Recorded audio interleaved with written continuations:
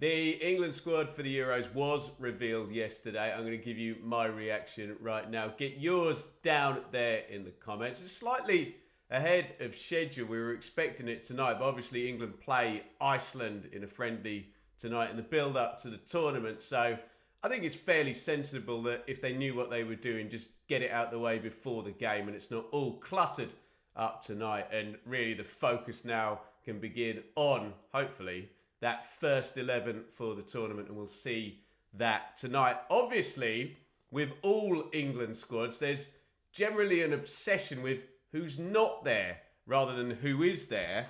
Rashford, Stirling, Henderson, we kind of already knew that. They've been mainstays really over the past, most of the Gareth Southgate reign, haven't they?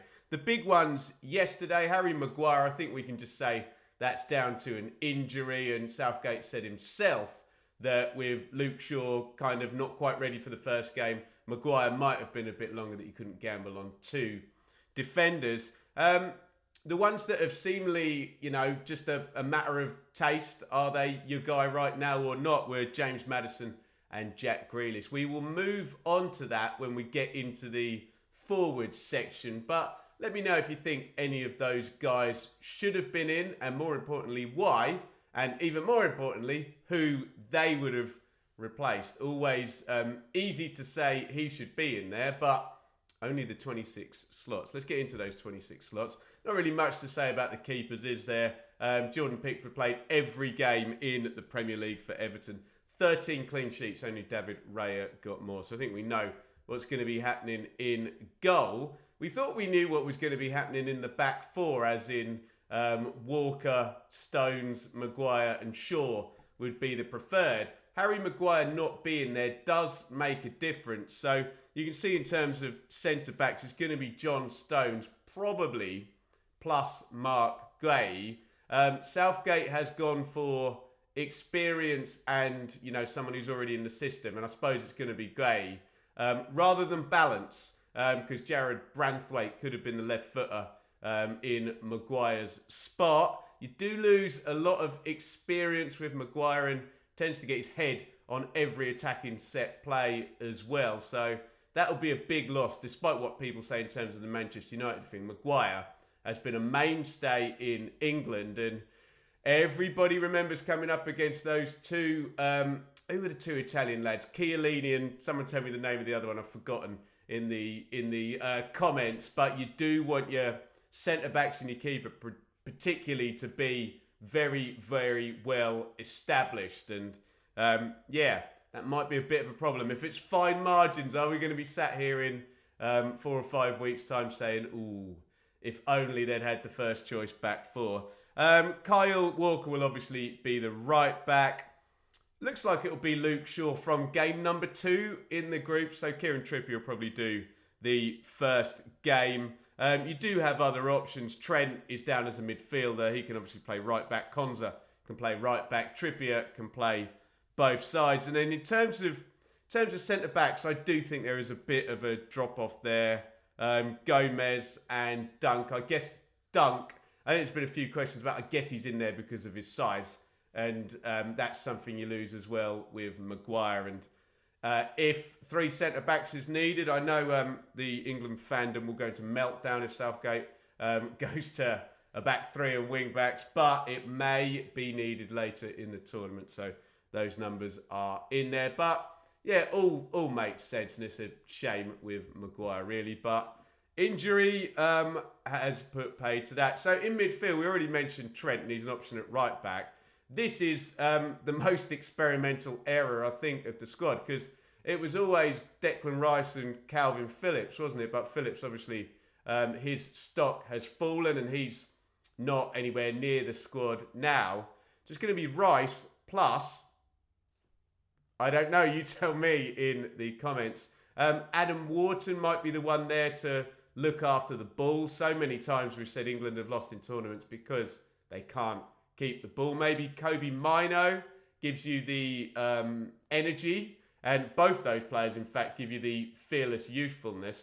Conor Gallagher would be a runner, a joiner in. You'd imagine if England were chasing the game and they wanted to just go all out attack, you can stick Gallagher in central midfield and say, look, get in position, but essentially just run into the box as much as possible.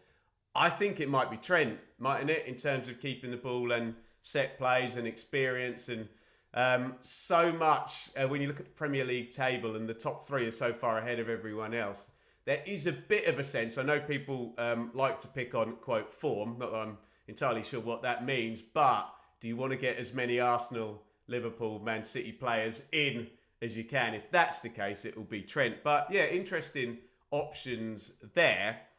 Right, this goes down as all of these players are forwards. They're obviously not. We're talking about the number 10, both the wide positions and the 3 striker positions. By the way, if you're joining us for the watch-alongs through the tournament, you might want to get involved with some cold beverages there from our friends Beer52, beer52.com/bloom. You get a free box of beer like that one in the background. You just got to pay the postage. Beer52.com/bloom. Let's tick off the actual strikers. We all know Harry Kane is the guy for England, but is there not a bit of a sense that you do? Because like every single opposing manager knows Harry Kane's the guy, and okay, he's a brilliant player, but they can do a lot of prep. So I'm kind of pleased that there's also Ivan Toney, also Ollie Watkins, and frankly, Jared Bowen is an option. I think if you were chasing, you're doing a front two, someone to just run behind. So plenty of options other than Kane, and I don't know, I've always liked Toney in a bit of a break glass in case of emergency, because he's just a bit unorthodox compared to the others. Does really the main man at Brentford and does a hell of a lot there in terms of, everything in terms of their front line. So let's be honest though, it's going to be Kane if everybody's fit. Now, this is where you can talk about Grealish and Mattheson, because I mean, I suppose that's the left-hand side, isn't it? But there's always this sense with these modern 4-2-3-1 shapes that all of these players can play pretty much everywhere. So let's start with the right-hand side, because that looks most nailed down, because it's Saka. Surely, you've got Cole Palmer. Foden can do it. Bowen plays down the right for West Ham as well. But I think Saka's your guy if he is fit. Left-hand side, well, this is where you can have your Grealish conversation. I love Grealish, but I kind of understand him not being in there. It's not been a first choice. And I know, and I'm quite pleased about this actually, because normally before every tournament, we get this really boring clamour from England fans of somebody, normally an attacking player, who's not in the squad, and everyone thinks that, oh, if you just pick that guy, this player who's not played any of the build-up games is just going to come in and win the tournament for us. Doesn't seem to be the case this time. It was Grealish a couple of times. I remember it being Gareth Barry once, for God's sake. Obviously, he's not an attacking player. But Anthony Gordon is probably your guy down the left-hand side if Foden is going to play 10. But then that means you'd have to play Bellingham in central midfield. So this depends really on who you put in the bank on here. Is it Bellingham or is it Foden? They've both got to be in the team, haven't they? If Foden plays 10, then Bellingham has to play in central midfield with Declan Rice. I'm not sure Southgate does that.